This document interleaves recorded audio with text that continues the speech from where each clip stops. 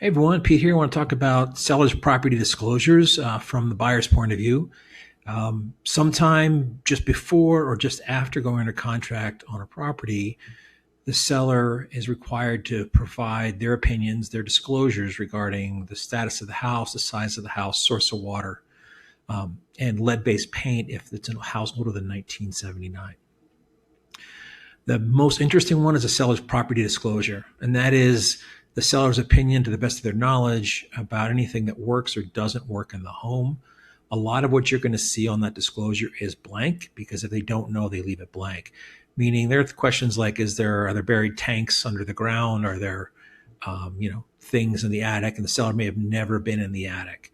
So the spirit of that is to avoid surprises during inspection, and also be realistic about pricing and kind of what to expect with the property. So we'll get a copy of that. You will sign that's your signature acknowledges that you've seen it and received it. It doesn't mean you agree with it. And it does not negate any opportunity to object to issues you see on that. So that's a seller's property disclosure.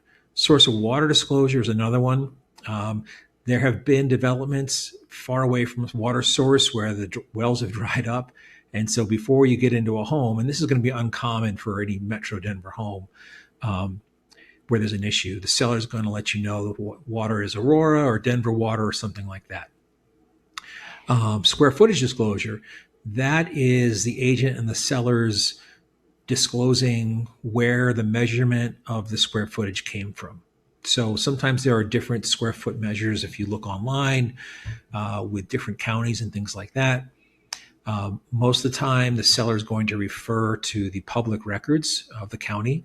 Sometimes if the records are dated, like there's been an addition, and the seller has a new appraisal, they might reference that, and we'll get a copy of that appraisal. So again, we're trying to make sure everyone's on the same page with something important like the size of the home. And finally, a lead-based paint disclosure. If the home is older than 1979, sellers are required to disclose whether they have knowledge of lead-based paint or if they have reports about that. The reality is any home before 1979 is very likely to have lead-based paint in it. There is an option also for you to test for it. And that's a choice you will make in this process as we submit it back to the sellers. And that's something you probably call me about. And I can talk about lead-based paint, the risks, what your options are under that for the inspection process. So again, seller's property disclosure, we're going to see source of water, square footage, and maybe a lead-based paint disclosure. Those are the main ones we're going to see.